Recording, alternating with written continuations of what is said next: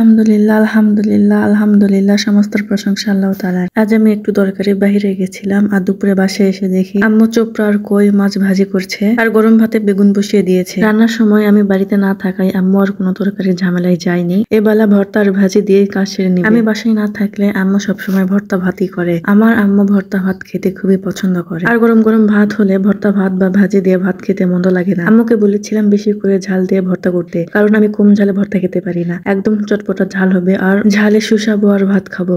উফ, ভাবতেই যেন ভালো লাগে। তাই আম্মু বেশি করে মরিচ দিয়ে ভালো মতো মশলা মেখে তারপর বেগুন দিয়ে ভালো মতো চটকে চটকে ভর্তা বানিয়ে দিল। আমি তো প্রচুর ঝাল খোর, আমার আম্মু ঝাল পছন্দ করে, কিন্তু আম্মু আমার তুলনায় একটু কমে খায়। ভর্তা রেডি হওয়ার পরে আমরা মা মেয়ে বসে পড়লাম ভাত খেতে। আম্মুর প্লেটে ভাত বেড়ে দিয়ে আমার প্লেটেও ভাত বেড়ে নিলাম আর সাথে ভেজে রাখা কই আর চোপড়া মাছ ভাজি নিলাম আর নিলাম ঝাল ঝাল বেগুন ভর্তা। সুন্দর করে প্লেটটাকে সাজিয়ে নিয়েছি আর দুপুরে রোদ পড়েছে, দেখতেও কত ভালো লাগছে। শীতের দুপুরে গরম গরম মাছ ভাজি আর ঝাল ঝাল বেগুন ভর্তা আর সাদা ভাত।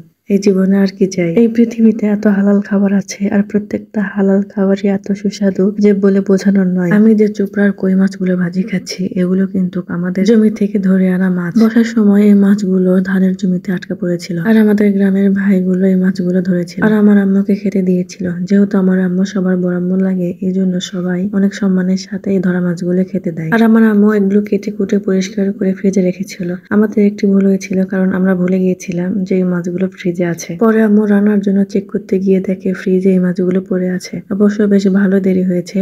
এই টাটকা মাছগুলো এতদিন ফ্রিজে রাখা আমাদের উচিত হয়নি, তবে ভাজি করা এই মাছগুলোর স্বাদ ভালোই লাগছে। যদি অন্যভাবে রান্না করতো তাহলে আর খেতে ভালো লাগতো। আলহামদুলিল্লাহ, আজকে দুপুরে বেগুন ভর্তা আর চোপড়া আর কই মাছের ভাজি আমার রেজেকে ছিল আর আমি খুব তৃপ্তি সহকারে খেয়ে উঠলাম আর তৃপ্তির ঢেকুর তুললাম। ভালো থাকবেন, সুস্থ থাকবেন, আল্লাহ হাফেজ।